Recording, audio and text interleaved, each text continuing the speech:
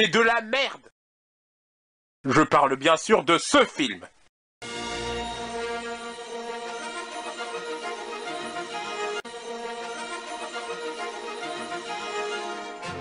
Un et 2 et 3 et 5.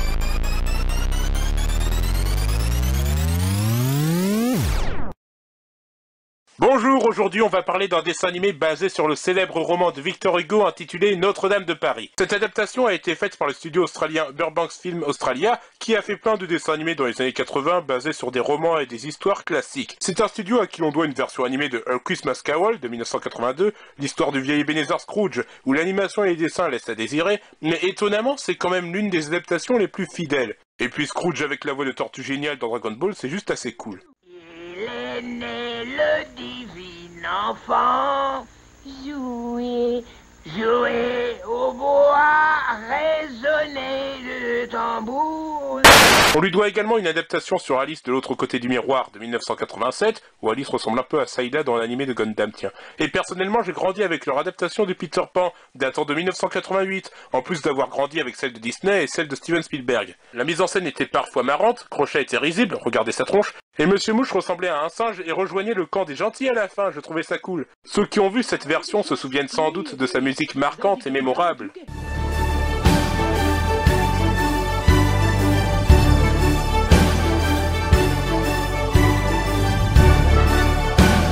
Non, attendez, je me suis trompé de version.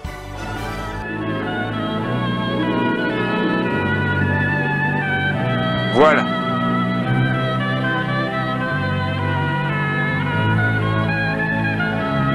Vous pouvez trouver leur film sur YouTube en anglais. Il y a aussi ce film de Peter Pan en VF, mais d'après ce que j'ai vu, ils ont fait un redoublage, ils ont retiré plusieurs scènes. Par exemple, une où Peter explique à Wendy que les fées meurent quand on ne croit pas en elles. Ils ont changé les musiques, c'est dégueulasse, c'est n'importe quoi.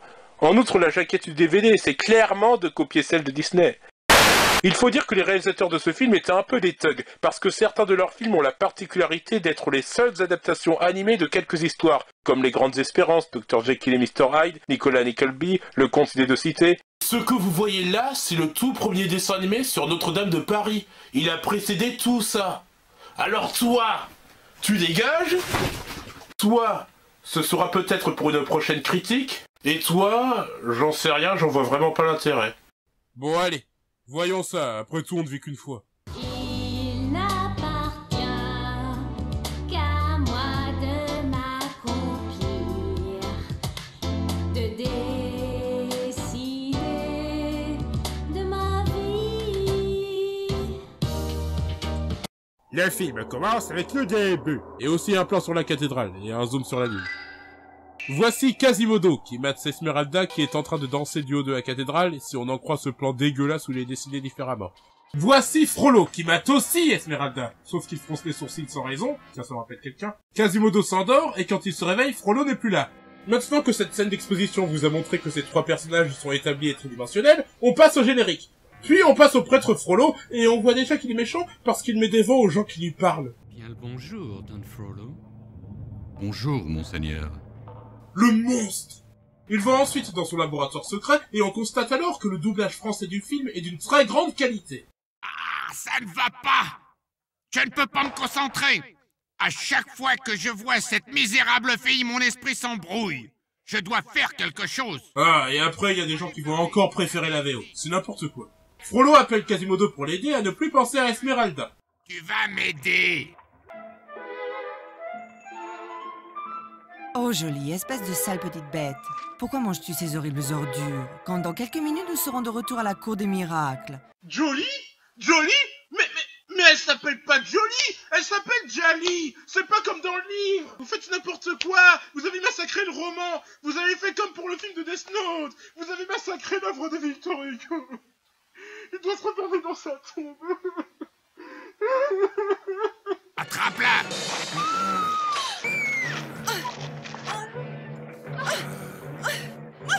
Au secours! Au secours! Bien, il n'y a qu'une chose à faire, je suppose. Espèce de... Lâche cette femme!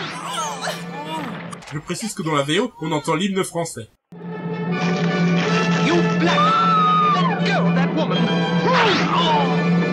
Ouais, c'était vraiment une bonne idée de mettre la musique de la Marseillaise au moment où un personnage se fait réclamer. Les Français qui vont voir cette scène seront tellement fiers. Bon, si vous avez lu le livre et les autres versions, vous savez ce qui se passe ensuite. Le capitaine Phébus arrive, sauve Esmeralda et fait arrêter Quasimodo, tandis que Frollo se barre. Ah, il était moins une, hein. Un peu plus et le bossu t'explosait de millefeuilles. Et contrairement au livre où Esmeralda remercie Phébus et s'enfuit, et où Phébus la prend pour une prostituée, là il fait le prince charmant et il part d'une façon pas naturelle. Pas besoin de merci. J'ai fait mon devoir, jeune adorable. Oh, capitaine, vous êtes si brave. Il me semble que vous vous êtes remise de votre peur. Êtes-vous capable de continuer votre route? Oui, merci. Je ne vis pas très loin d'ici, dans la cour des miracles. C'est un drôle de nom pour un nid à voleurs et à mendiants. On n'est pas tous voleurs, comme vous dites. Tu sais, il est raciste et a des préjugés. Bon, après cette discussion avec un grand talent d'acteur, Esmeralda s'en va pendant que le poète Pierre Gringoire se remet de ses émotions. Oh, Phébus. Phébus. Jolie, as-tu jamais entendu un si joli nom? Oh, pauvre misérable que je suis. Je crois que je l'ai perdu. Cela ne pouvait arriver qu'à moi. Pauvre Pierre Ganguire. Pierre Ganguire? Mais qu'est-ce qu'ils ont fichu? Dans la VO, ils disent bien Pierre Gringoire. Pour Pierre Gringoire. L'action du film se passe en France, et la version anglaise parle plus français que la version française. Et je rappelle que c'est lui le héros des 2 premiers livres de Notre-Dame de Paris, alors ils auraient pu faire gaffe sur son nom. Bref, il tombe sur 2 mendiants qui essaient de le voler. Et maintenant, écoutez cette musique de suspense.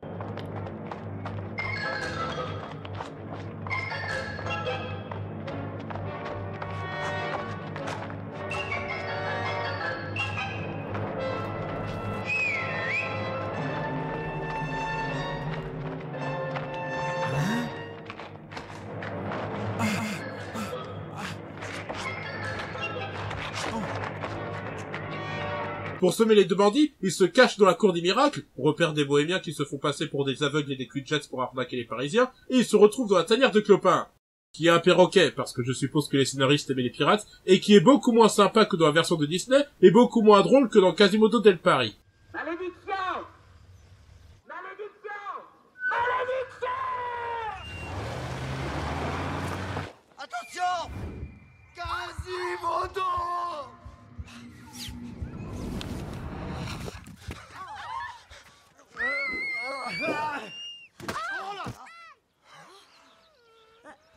C'est pas moi celui que vous avez vu, c'est Trouillefou.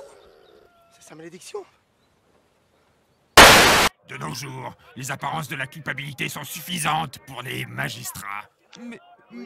Mais votre majesté, moi, je ne vous ai pas jugé. Tu es parisien, n'est-ce pas?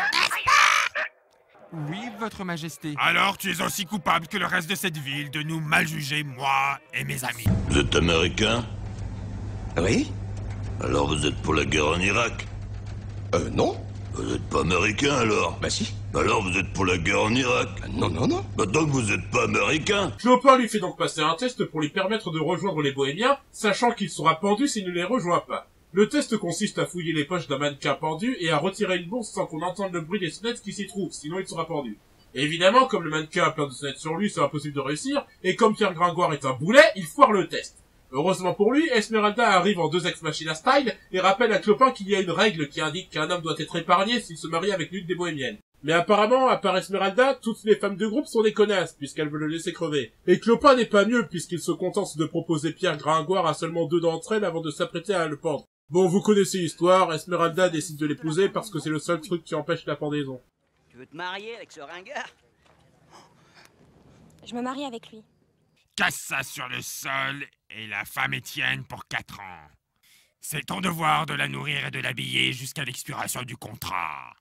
Oh, oui, votre majesté, oui. C'était quoi ce rire? En plus, il n'est même pas dans la VO. Yes, your majesty, yes. Yes, indeed. Maintenant, va-t'en. Nous devons nous saouler. Et on ne revoit plus du tout Clopin de tout le reste du film, donc je suppose qu'il a fini dans un coma éthylique. Nous devons nous saouler. C'est pour les enfants.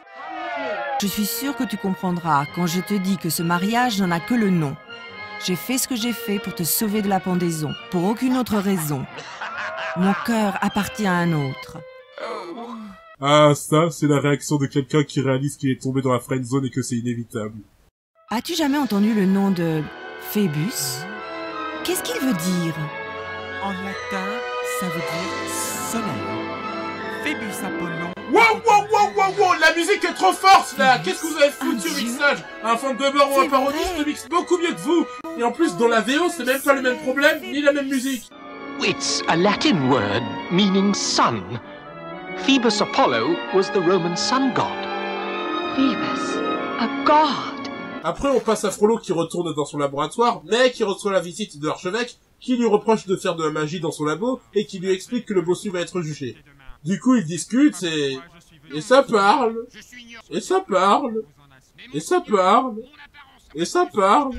Et c'est comme ça dans la majorité du film. Des scènes de discussion entre 2-3 personnages, souvent sans musique, avec des dialogues ennuyeux. Si je découvre que vous mentez... Mais monseigneur, je suis un homme d'église, je ne mens pas. Ah ouais, on va dire ça à Pierre de Castelet, tiens. Quasimodo est donc jugé pour sa tentative de rapt, l'auditeur étant le juge Florian Barbedienne, si on connaît le livre, mais son nom n'est pas prononcé dans le film, et c'est également le meilleur personnage du film.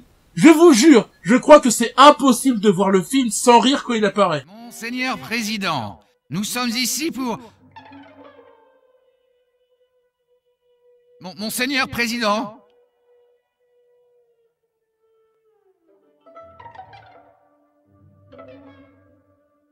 Monseigneur!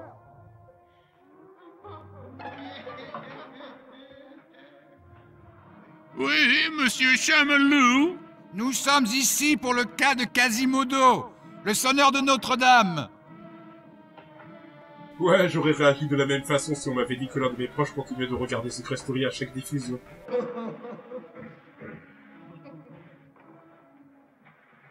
Plus lentement, monseigneur procureur. J'en ai manqué la moitié. Est-ce que je dois répéter? Pas besoin. J'en ai entendu assez. J'adore ce mec. Pourquoi c'est pas lui le héros? Je crois que c'est le personnage le plus intéressant du film. C'est lui qu'on devrait suivre. Monseigneur, puis-je parler? Je n'ai pas eu de bûcher depuis des semaines. Oh, dépêchez-vous. Ce n'est pas une sorcière, c'est un jeune homme. Ne peut-on pas brûler un jeune homme? Franchement, ce mec devrait avoir un film sur lui. On devrait même faire une sitcom centrée sur lui. Je vois déjà à quoi ressemblerait le générique. It's Florian, Barbedienne, he's very funny because he's so like his name. You don't know what he's doing. Oui, monsieur Chamalou. Comme vous l'avez remarqué, ce juge est très sourd, exactement comme Quasimodo. Du coup, quand il interroge Quasimodo, il n'entend pas ses réponses, tandis que notre bossu répond aux questions par une réponse qui n'a rien à voir. Sauf que dans le livre, Quasimodo est tellement sourd qu'il n'entend pas les questions de Florian et qu'il ne lui répond pas. Ce qui fait que l'auditoire se fout de la gueule du juge, qui croit que c'est Quasimodo qui a dit quelque chose d'insolent. Et ton adresse? Je crois que j'ai 20 ans cette année. Et il est con dans cette version. Donc Florian condamne Quasimodo à être fouetté sur la place de Grève, sous l'hilarité générale. Quasimodo réclame de l'eau, et là on a une scène que je trouve assez bizarre. Frollo arrive, voit Quasimodo, et il se barre. Mais pourquoi il est venu d'abord s'il s'en va? Dans les autres versions, Quasimodo l'appelle parce qu'il est déjà présent et qu'il a assisté à toute la torture. C'est le cas dans la version de Disney. Maître, aidez-moi, je vous en prie. C'est le cas dans Quasimodo del Paris. Maître. C'est le cas dans quelques autres adaptations, mais dans celle-ci, s'il sait que Quasimodo est attaché, pourquoi il se met devant lui si c'est pour repartir?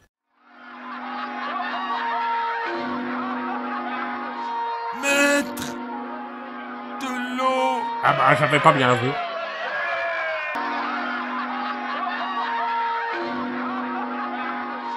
Maître, de l'eau. Non mais regardez, on dirait qu'il a honte d'être dans ce film.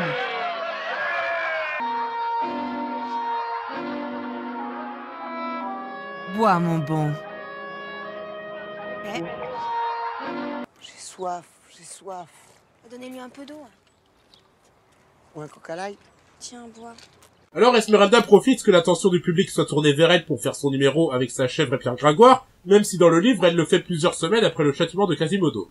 Donc le faire tout de suite après, en plus de dire ça... Maintenant que ce spectacle est fini, il est temps pour le mien. C'est assez malsain. Bref, Pierre Gringoire fait le jongleur, tandis qu'Esmeralda pose des questions à Djali qui répond avec des mimes. Il n'y avait pas Akinator à l'époque, fallait bien s'occuper. Et elle lui fait épeler le nom de Phébus. Et quand on parle du loup, il se pointe et... Renoir, c'est ton tour maintenant. Montre à ces gens ce que tu as appris. Renoir! Mais bon sang, mettez-vous d'accord sur la traduction!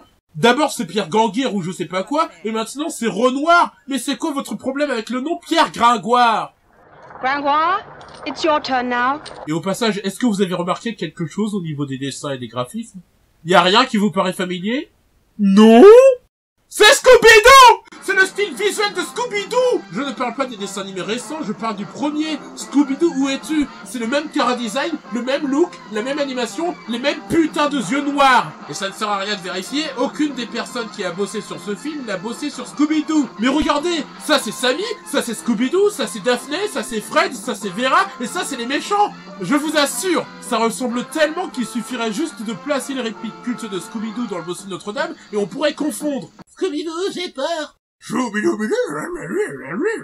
En réalité, le monstre n'était autre que le petit-fils du beau-frère du voisin de la sœur du petit ami de son cousin, c'est-à-dire Frollo. Et je m'en serais très bien tiré si ces seuls gamins n'avaient pas fouiné dans mes affaires, avec leur seul bossu là, dans l'épisode 5 de la saison 3 de Quoi de neuf Scooby-Doo. Vous voyez, c'est troublant. Donc Sammy ou Pierre Gringoire ou Renoir, peu importe, entend Phébus et Esmeralda se donner rendez-vous dans une taverne. Du coup, il a le seum et Frollo le rencontre. Il est au courant que Pierre Gringoire s'est marié avec Esmeralda, et le poète lui explique qu'elle s'en fiche de lui et qu'elle ne pense qu'à Phébus. Je précise que dans le livre, Gringoire ne connaît pas du tout Phébus. Il raconte aussi à Frollo qu'Esmeralda et Phébus ont rendez-vous dans une taverne. Alors j'irai aussi. Je plaiderai votre cause, pour lui faire voir que ce qu'elle fait est mal. Oh, je vous remercie. Vous n'êtes pas un prêtre ordinaire, vous devez être un saint. Eh monsieur, il paraît que votre copine vous a fait cocu, mais ne vous inquiétez pas. Je vais lui parler de votre part, je vais plaider votre cause, pour lui faire voir que c'est dégueulasse ce qu'elle a fait. Je ne vous connais pas du tout, mais je vous crois et je vous fais confiance. Merci beaucoup. Dieu vous bénisse, votre âme est tellement grande. Mais attendez, pourquoi est-ce que vous parlez comme le gamin dans Shrek 4? Fais ton grain, fais-le. Papa, il s'en va, empêche-le.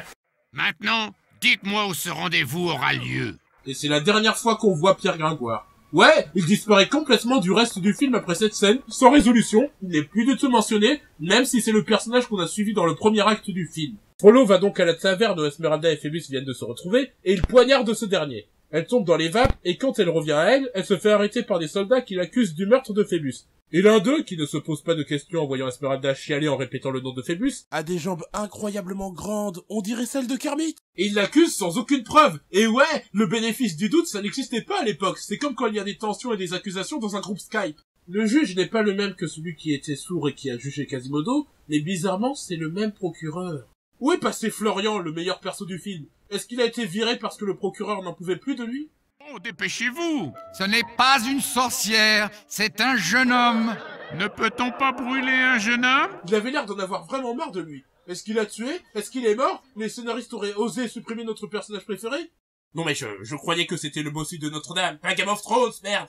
Vas-tu nous dire encore qu'un démon s'est matérialisé et, d'une humeur joueuse, a décidé de passer à la lame le capitaine Phébus? C'est fou ce qu'on peut faire avec Google Traduction et le changement de hauteur sur Audacity. Esmeralda n'est pas écoutée, puisqu'elle parle du tueur en disant que c'est un démon, et elle est conduite dans la chambre de torture sans qu'on voit ce qu'il y a dans cette chambre. Puis elle est accusée de sorcellerie, et le procureur veut prouver que c'est une sorcière en faisant faire à la chèvre les tours que lui a appris Esmeralda. Tel que celui d'épeler le nom de Phébus. Et Djali trahit Esmeralda parce qu'apparemment cette chèvre est une connasse, du coup Esmeralda est condamnée au bûcher. Ah, et évidemment, durant tout ce passage au procès, ça ne fait que parler. Et la chèvre Djali aussi n'apparaît plus de tout le film après cette scène et n'est plus mentionnée. Frollo s'approche d'elle, et comme par hasard les autres ont le dos tourné, et il lui propose de vivre avec lui dans la cathédrale. Je préfère mourir. C'est précisément ce que tu vas faire. Et pour encore moins que tu ne le penses. Regarde là-bas. C'est Phébus. Il est vivant de nouveau. Eh mais là, les autres voient bien qu'il est vivant. Je suis pas fou. Ils sont clairement tournés vers lui, ils l'applaudissent. Pourquoi il laisse quand même Esmeralda au bûcher? Il n'a jamais été mort. Alors vais-je mourir pour un meurtre que je n'ai jamais commis? Phébus! Phébus! Mais pourquoi il ne fait rien? Je ne comprends pas. Pourquoi il ne défend pas Esmeralda? Dans le livre, c'est justifié. C'est un connard qui est fiancé et qui ne veut pas que sa copine Fleur de Lys sache qu'il a flirté avec Esmeralda. Alors il la laisse se faire accuser à tort, il s'abstient de l'innocenter, et quand elle est au bûcher, il l'ignore volontairement. Même quand Esmeralda sera dans la cathédrale et que Quasimodo va demander à Phébus de rendre visite à la jeune femme, il va refuser méchamment. Mais dans ce film, il n'y a pas Fleur de Lys. Et on ne sait donc pas si Phébus est fiancé. Sans doute que non, parce qu'il a l'air d'un prince charmant avec Esmeralda, ce qui fait qu'il n'a aucune raison de l'ignorer de peur que son rencard avec Esmeralda nuise à son couple. Alors pourquoi est-ce qu'ils ont gardé cette scène? Il ne t'entend pas. Ou peut-être qu'il ne le veut pas. Si Phébus m'ignore, je préfère être mort.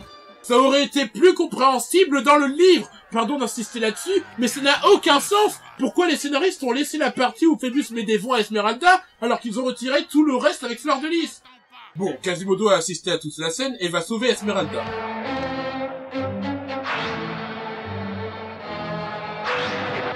Le mec, il avait tout le temps pour allumer le bûcher, et s'il prend son temps aussi. Quasimodo attrape Esmeralda et l'emmène dans la cathédrale, dans une scène beaucoup moins épique que celle de Disney. Sanctuaire! Sanctuaire! Ô pauvre demeuré! Tant qu'elle est dans les murs de la cathédrale, personne ne peut la toucher! Maudit sois-tu! Maudit soit-elle! Maudit soit ce monstre difforme que j'ai adopté et élevé toutes ces années! Maudit! Pourquoi il précise tout ça à voix haute? C'est comme si moi je faisais ça. Hey! Va te faire voir le chat que j'ai eu en 2011 parce qu'une femme est passée par ma porte et voulait offrir l'un des chatons de sa chatte, et comme ma soeur voulait un chat, alors on a accepté, et du coup parfois je te nourris et je te caresse. Va te faire voir! Alors Quasimodo héberge Esmeralda dans le clocher, où elle est en sécurité, et lui révèle qu'il est sourd. Les cloches ont détruit mes tympans. Si vous voulez me parler, vous devez être sûr que je peux vous voir, pour que je puisse lire vos lèvres. Alors pourquoi t'as pas fait ça avec Florian Barbadienne? Et puis on dit vous devez être sûr que je puisse vous voir, pas que je peux. Après 2 minutes de discussion où Quasimodo explique qu'il est gentil et qu'il veut pas faire du mal à la personne qui lui a donné de l'eau, avec des répliques qu'on peut entendre dans n'importe quel truc destiné aux enfants. Je suis désolée. Désolée pourquoi? D'avoir été aussi bête que les autres. Te juger laid à cause de ton visage.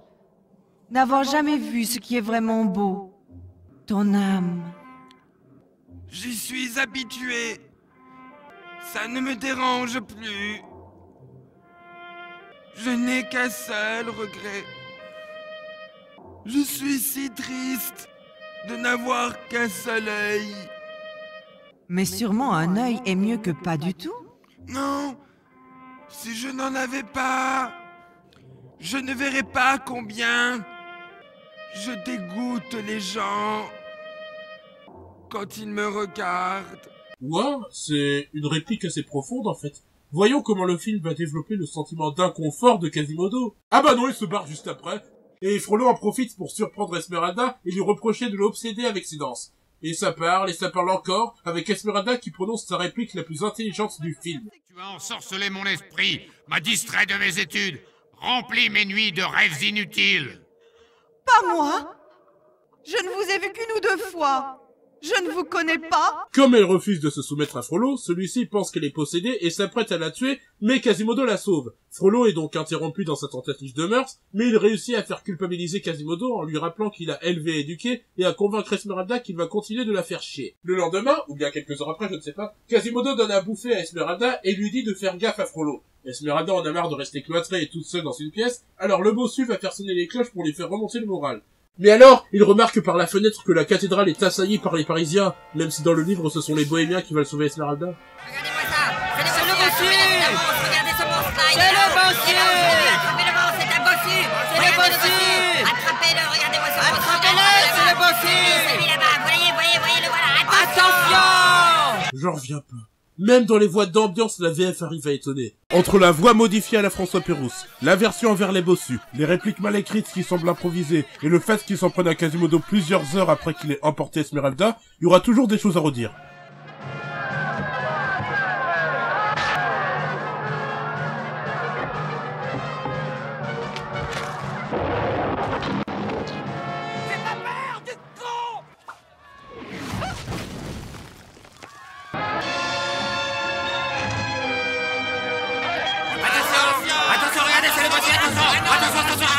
Esmeralda entend le bruit des Parisiens et, croyant que c'est une parade, elle sort de sa mansarde, mais Frollo la chope et essaie de la livrer aux Parisiens en contrebas pour se venger du fait qu'elle ait refusé de vivre avec lui. Mais Quasimodo attaque Frollo, encore. C'est la seconde fois que tu m'attaques, monstre affreux. Ça n'arrivera plus jamais.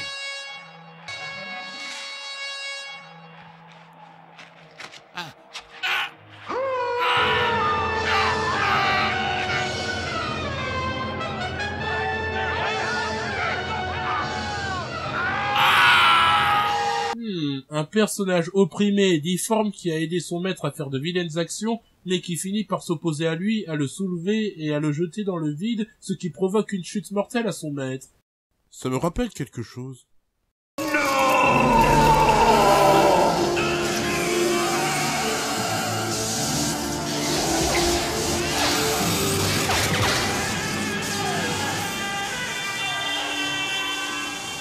Non, non, non.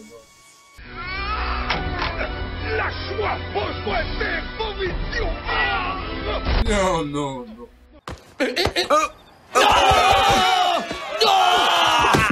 Voilà.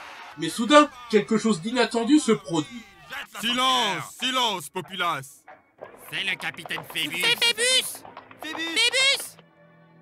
J'ai dit silence, fou ignorant. Je ne suis pas mort, bien que Frollo l'eût souhaité. Cet enfant là-haut ne m'a pas tué ni aucun autre homme. Vous auriez exécuté une femme innocente.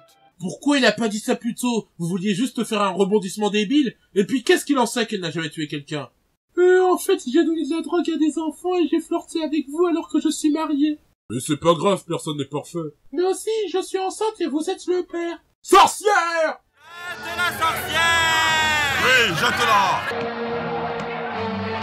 Et maintenant, regardez l'une des fins les plus bâclées, les plus niaises, les plus expédiées et les plus gentillettes que j'ai jamais vues. Vous auriez exécuté une femme innocente. Elle n'a commis aucun péché dans sa vie, à part celui d'être née belle.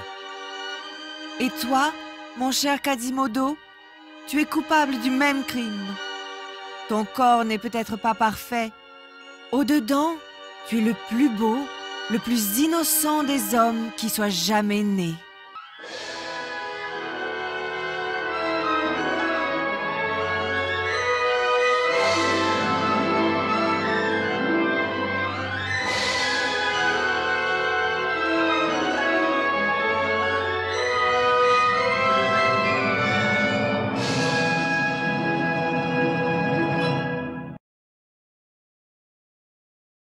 Vous vous rendez compte qu'en gros, la fin, c'est ça? Arrêtez! Je suis pas mort parce que j'avais pas le temps. Frollo est un connard et Esmeralda est une sainte. Et elle est bonne aussi. Et toi, Quasimodo, c'est pareil. T'es moche mais t'es gentil.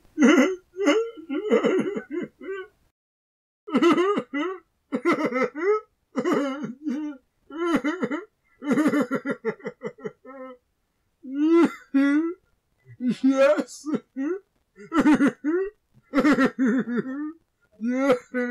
Vous êtes sérieux? Vous faites des analogies en mélangeant la justice pénale et la beauté intérieure? Vous voulez montrer que ce qui compte c'est ce qu'il y a à l'intérieur et vous montrez ça sans aucune subtilité? Donc voilà, c'était le bossu de Notre-Dame de 1986 et franchement, il y a pire. C'est sans doute l'une des 3 adaptations animées les plus fidèles de Notre-Dame de Paris avec la version de Dago Pictures et celle de Jet Lag. Mais ça a très mal vieilli, c'est lent, c'est moche, la musique s'oublie vite. Et même si c'est compréhensible qu'ils aient atténué la noirceur du roman pour l'adapter à tous les publics, ils auraient pu faire un effort en évitant certains choix. Je veux dire, si vous enlevez toute l'intrigue concernant Fleur de Lys, la fiancée de Phébus, alors ça ne sert à rien de mettre Phébus qui passe pas loin d'Esmeralda sans la défendre. Autant l'enlever aussi. Et qu'est-ce que sont devenus Pierre Gringoire et Gianni? Et pourquoi avoir pris le style de Scooby-Doo alors que ce n'est pas du tout le cas dans vos autres productions? C'est comme si vous pensiez que de toutes les œuvres que vous aviez adaptées, c'était Notre-Dame de Paris qui se prêtait le mieux à Scooby-Doo. Est-ce que vous avez lu le roman et vous vous êtes imaginé les personnages avec les têtes de Sammy, Daphné, Fred et tout? Est-ce que quelqu'un a lancé un pari au responsable du Cara Design en lui disant si tu perds, tu vas devoir utiliser le design de Scooby-Doo et tu pour ton prochain film? Et là encore, pour ce qui est de la représentation de la femme dans le film, je précise qu'Esmeralda est pratiquement le seul personnage féminin du film.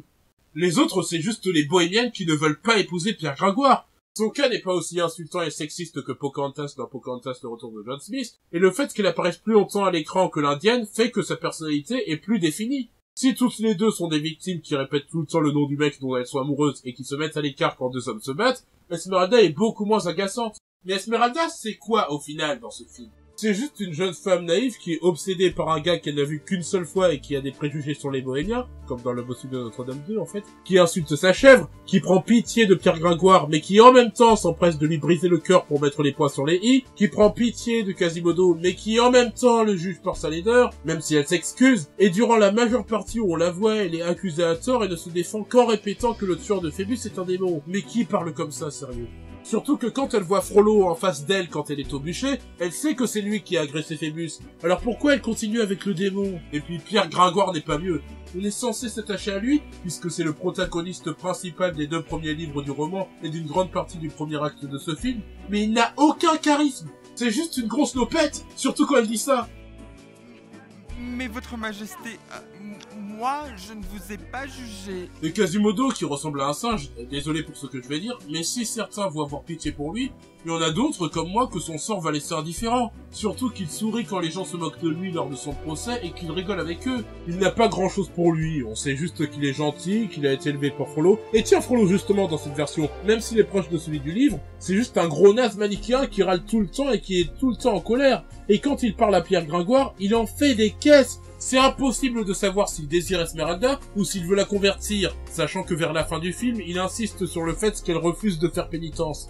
Alors là, on est loin du Frollo collet-monté et tourmenté de la version de 1956. On est loin du Claude Frollo raciste, génocidaire et pervers à la voix de Gandalf dans la version de Disney. On est très loin du Serge Frollo cynique, blasé et cool de Quasimodo del Paris qui transforme les femmes en gargouilles, qui veut tranquillement regarder la ville mais qui se fait tout le temps déranger et qui est tellement fatigué qu'il accepte que Quasimodo le tue. On est très loin du Frollo du téléfilm de 1997 qui attire l'empathie, qui croit vraiment qu'Esmeralda l'ensorcelle, qui pense bien faire et qui tient à avoir le pardon de Quasimodo à tel point qu'il finit par avouer publiquement son meurtre. Non! À la place, on a...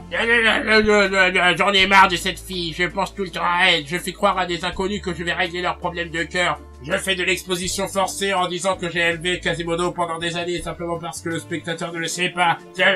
Et puis il y a ces longues scènes où ça n'avance pas, où il n'y a pas d'action, il y a juste les personnages qui parlent encore et les dialogues ne sont pas passionnants. Je pense à la scène avec l'archevêque, qui engueule Frollo parce qu'il pense qu'il fait des expériences dans son laboratoire pour fabriquer de l'or, alors que ça ne joue aucun rôle dans l'intrigue, et qu'il lui prévient que Quasimodo va être jugé, mais ça ne sert à rien puisque Frollo refuse d'aller au procès. Alors quelle est l'utilité de cette scène? En plus, c'est la seule scène où on voit l'archevêque. Il n'apporte rien à l'histoire. Pourquoi vous mettez des personnages que vous retirez après sans explication? C'est même plus le bossu de Notre-Dame à ce rythme-là. C'est les panouilles de Notre-Dame.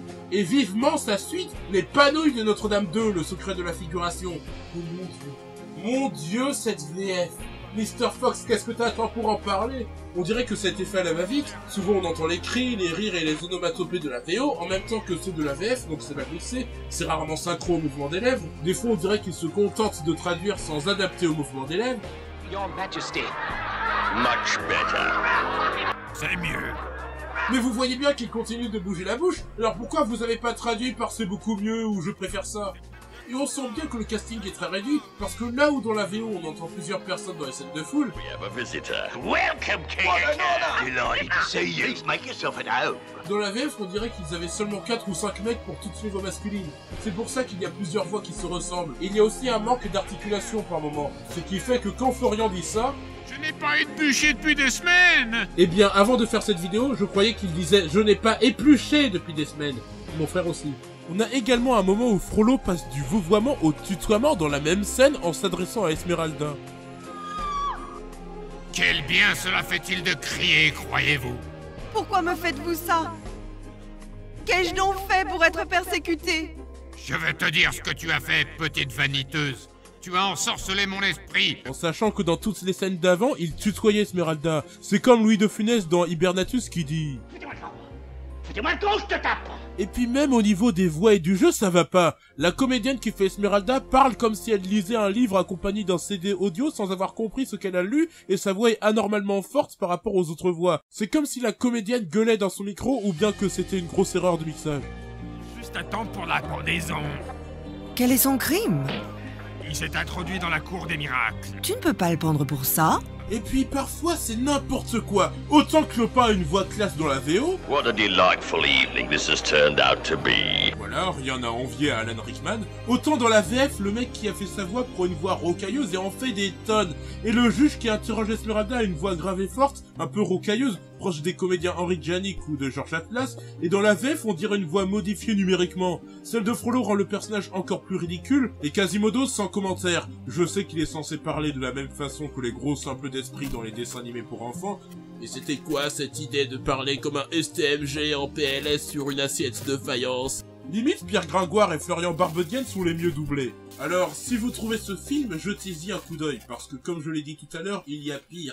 Je suppose qu'il n'y a pas vraiment de mal à regarder ce film. On peut le visionner en s'en moquant comme si c'était un nanar, et ça peut être intéressant de voir le premier dessin animé adapté de Notre-Dame de Paris. Et si Quasimodo porte une tunique verte, qu'Esmeralda est condamnée au bûcher au lieu de la pendaison, et que Frollo est le seul à mourir à la fin, alors ça pourrait être plausible que Disney ait pris connaissance de cette version et s'en soit un peu inspiré. Mais eux, ils avaient plus de thunes. Je vous conseille pas vraiment ce film, mais si vous le regardez, bof, je connais des films bien pires pour lesquels on a de meilleures raisons de regretter d'avoir perdu une heure de sa vie. Genre ça. Et puis, il y a quand même Florian Barbedienne, quoi. Rien que pour Florian, ça vaut le coup. D'ailleurs, il faudra que je pense à conclure avec lui à la fin de cette vidéo. C'est beaucoup plus fidèle au livre que la version de Disney, mais c'est moins beau. C'est aussi fidèle au livre que la version de Dango Pictures, mais c'est moins moche. C'est beaucoup plus fidèle au livre que la deuxième version de Burbank et que The Secret of the Hunchback. Et la fin est moi what the fuck. Et c'est très loin d'être aussi horrible que la version de Enchanted Tales et Golden Fields. Encore une fois, ça a l'air d'être la plus mauvaise version de Notre-Dame qui ait jamais existé. C'est sorti en 1996, la même année que la version de Disney. Dans ce truc, t'as Quasimodo qui est beau, et les personnages font comme s'il était moche. Vous savez, comme la version de Pinocchio de Roberto Benigni, où les personnages font comme si Pinocchio était un pantin de bois et un enfant, alors que non, c'est juste Roberto Benigni qui porte des fringues de marionnettes, comme ça vous avez une idée. T'as des chauves-souris qui passent leur temps à faire des blagues, et qui contrôlent les portes de la cathédrale, sans jamais qu'on explique pourquoi ni comment. T'as Esmeralda qui d'abord elle s'appelle plus Esmeralda, elle s'appelle Mélodie parce que je suppose qu'elle danse. T'as ces putains d'instruments de musique vivants qui parlent et la majorité du film se focalise sur eux. T'as Frollo qui n'a rien à voir avec les autres versions, qui s'appelle Jean-Claude et qui ressemble à Gaston de La Belle et la Bête de Disney. T'as une scène de danse mal animée qui est recyclée puisqu'elle apparaît 4 fois dans le film pour qu'il soit plus long. T'as ce twist de merde comme quoi Quasimodo et Frollo sont frères. C'est à se demander s'ils ont lu le roman. Et vous critiquez le bossu de Notre-Dame 2, le secret de Quasimodo, mais c'est un chef-d'œuvre en comparaison. Mais sinon, si vous voulez une version plus fidèle et avec moins de défauts, regardez Notre-Dame de Paris de 1956, avec Anthony Quinn et Gina Lollobrigida, ou bien le téléfilm Quasimodo de Notre-Dame de Paris de 1997, avec Mandy Patinkin, Salma Hayek et Richard Harris. Si vous voulez une version contemporaine très fidèle mais plus comique, regardez Quasimodo del Paris, qui est très sous-estimé. Si vous voulez une chaîne YouTube dont le nom commence par celui du bossu dans Notre-Dame de Paris, abonnez-vous à la chaîne. Inscrivez-vous sur mon forum de doublage, au lieu où en plus d'aller sur Discord, soyons amis sur Facebook, suivez-moi sur Twitter, soyons en contact sur Skype. Si vous trouvez qu'il y a quelque chose qui cloche, cliquez là-dessus. N'hésitez pas à mettre un pouce bleu, mais hésitez à laisser un pouce rouge. Et maintenant, sur le générique de fin, on enchaîne. Qu'à cela ne tienne, à la prochaine. Barbedienne, il fait des bécos, il se souhaite la Disney. Donc voici ce que Oui, monsieur Chamalou.